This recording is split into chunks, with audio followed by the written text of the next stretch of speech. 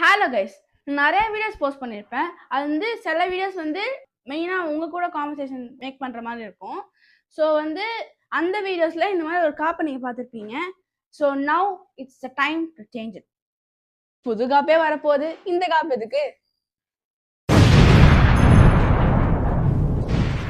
So let's go guys. In 3, 2, 1. Yes guys. So now காப்பு வந்துச்சு, போட்டலாமா?